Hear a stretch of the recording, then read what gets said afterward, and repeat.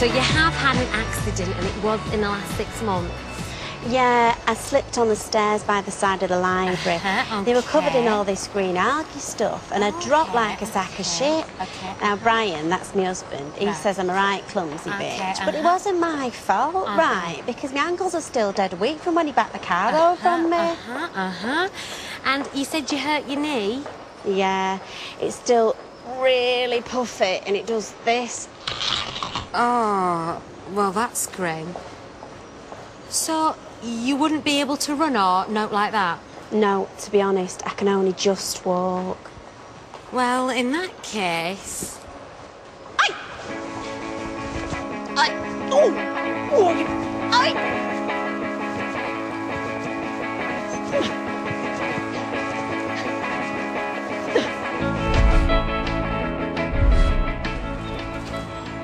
Look at steak. That's loads more than I expected. You think that's good? Look at this pretty lot. No, amazing, isn't it? Oi! What the bloody hell are you playing at? Hey, tar for these, mate. You're a star. Go on, bugger off! You know what? Me and you should get an allotment. Oh, no, couldn't be arsed. Anyhow, kids would only smash it up, wouldn't they? Aye!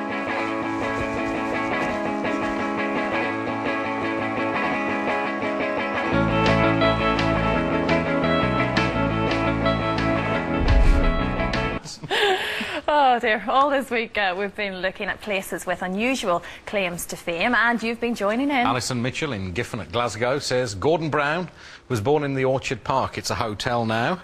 It was a nursing home at the time. She was very quick to add, though, we do not take responsibilities for his policies. I don't think she's a fan. Kevin Tyler in Southend says the place has not only the longest pleasure pier in the world, it's also where Dom Littlewood's from. That's the town, not the pier, As we far as we think. know. Yeah. Looking for today's claim to fame, Angellica Bell's followed her taste buds. I'm in Yorkshire on the scent of a sticky sweet. Now, it starts life off as a plant and makes this place a capital for confectionery. This town produces something 50 times sweeter than sugar. In fact, they even name their pubs after it. Welcome to Pontefract, home of the famous licorice cakes. Pontefract's association with licorice goes back centuries. So, how did licorice make its way to Pontefract? Well, the answer could lie here. Richard, we are here at Pontefract Castle, but I want to know about the connection between the castle and licorice. I just don't get it. Well, it is rather strange because the plant originally comes from Iran and Iraq, and it's not a native of Yorkshire at all. Crusaders going from this castle, going to North Africa, they may have brought it back, as it were, or monks going across the whole of Europe from Iran and Iraq to the monastery here at Pontefract next to the castle. So there's two theories. It could either be the monks or the knights. Yes, but it was always a medicine at that point. We've got to remember that long before it was a sweet, it was a medicine. So, licorice was originally prized for its medicinal properties. It's only in the last 200 years that it's been used as a sweet. However, once it arrived in Pontefract, it became a thriving local business. Now, Tom, I understand all this wonderful land around your beautiful house used to be licorice fields. How was it grown?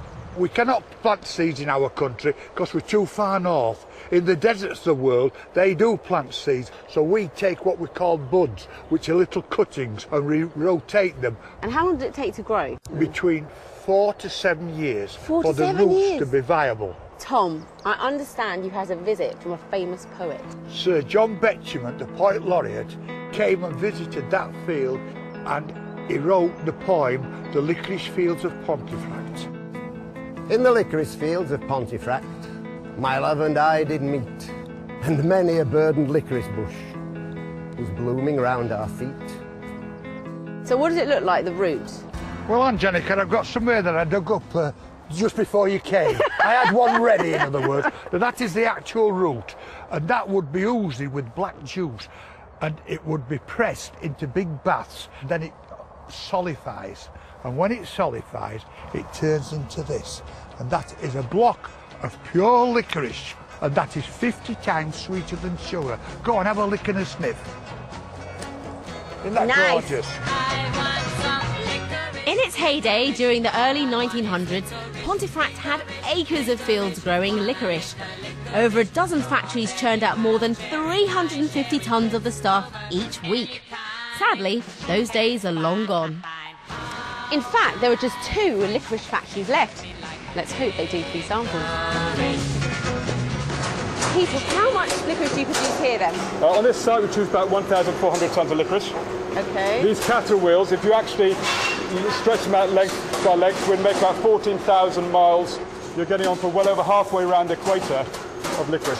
So I used to have cattle wheels when I was little, and I always wondered how you got them to curl up like that. It's genius. Very traditional ways of doing it. Lady puts a button in, puts the licorice sprayed around, then press the foot pedal, and it spins around. This is my favourite bit. Is that right? Not the licorice? I like the licorice, but I ate the licorice to get to this bit. Okay, that's what we can have those on their own if you want to. If you thought licorice was used just for sweets today, think again. We don't just stop with the sweets here. We've got the licorice sausages, we've got the licorice pork pie, the licorice beer, the licorice cheese. This is the Pontefract double helix cheese. You'll see it's really creamy. That is gorgeous. Yeah, and then we put the licorice root through it as opposed to on the glaze. I love that. I'm loving all this licorice stuff. It's just simple food. It's just done. We're just using fantastic quality, great local food, and then we're adding the licorice in. I'm very impressed. So it's safe to say, Heather, that Pontefract's association with licorice will live on. It will if we have anything to do with it. Charles, I don't know why I think this, but you look like the kind of bloke who I feel might like a nibble on a bit of licorice. I'll give licorice a go, yes. You do? Well, I brought my licorice treats in for you all to try. The entire range is here? Yes, we've got the cheese, the sausages. We've only got 1 pork pie because, Adrian, you've already eaten one. Yeah. I did. I scoffed one. Don't try and pretend it's the first time you've eaten it. It was very nice. Could you not? OK, so let's get this going. Okay. What would you like? Charles, you can have a licorice sausage or licorice cheese. What would it be? I'll try the cheese. Well, they're not... Neither cheese really... is nice. OK. Cheese is nice. You guys have some. I'm going to try the cheese. You made that look nice in there. It is. It's just not too overpowering, because you said the pork pie wasn't too... No. I'll go for the sausage then. OK. And I've got an interesting fact about licorice. You know, if... don't you like it? Listen, if you've got a sweet tooth... You're not having any pudding unless you finish that tooth. And that's the end of it. I've told you before about this. Now, if you've got a sweet tooth and you want to keep that bikini shape for the summer, switch to licorice, because it's 50 times sweeter than sugar but has less fat and calories. Less fat and calories. And it's also a mild laxative, and like I said in the film, it was used in the medieval times for childbirth, and it's very good for ulcers too. Yeah. And what will this be here? This is the beer. This is my 2 units. Go on. It's nice. I've had enough licorice for one day though, to be fair. But I'm going to give you one of the Pontefract cakes. Yes, I love these. I have to say I'm a massive fan of these. Thank you very much. It's more your thing? Yeah, very the problem tasty. with licorice, it's got a sort of aftertaste that hits you, hasn't it? Yeah. At first that's all right, and then it was not very nice. No, I don't think Charles is not overly fussed, I don't think. You won't be welcome in the Copley Farm shop, I know that much. Thanks for that. Licorice in films. Yeah, licorice in films, It's a link to our next item, which is about films. Licorice in films. Charlie Chaplin. Here we go. This has been the park's biggest rescue ever, so it's an emotional and exciting time. I think that's everybody now unloaded, and we're just double-checking everybody, getting them all watered and fed. Yeah, I think we're good. Everybody's here, all 88. Fantastic. Transporting the capuchins was a mammoth task, and 30-year-old Gorilla needed extra attention throughout the journey because he had surgery for an abscess in his tooth before leaving Chile. The abscess that he had in his tooth that was coming up on his face has actually, over the flight time, erupted out. So it's actually relieved a lot of pressure and let a lot of the pus that was trapped up in his sinus, it's let it out. So actually he's healing up really well. He's feeling a lot more comfortable, and as you can see, a lot more perky. So really pleased. He's made the journey really well. He's an old boy. At 30 years old, he's only got probably another 5 to 8 years left in him, really, and you know, he's taken the journey really quite well. To be a bit... Some of these individuals are just going to take like a duck to water, being with others of their own kind and perhaps getting a more natural environment here at the park, and others are just going to be so shot away from what's happened to them over their lifetime that there's not going to be a lot of hope for them. So we'll just have to wait and see how each individual pans out. But that's why we took the 88. We wanted to give everybody an opportunity to have a good life and a more natural life. Despite their unnatural background,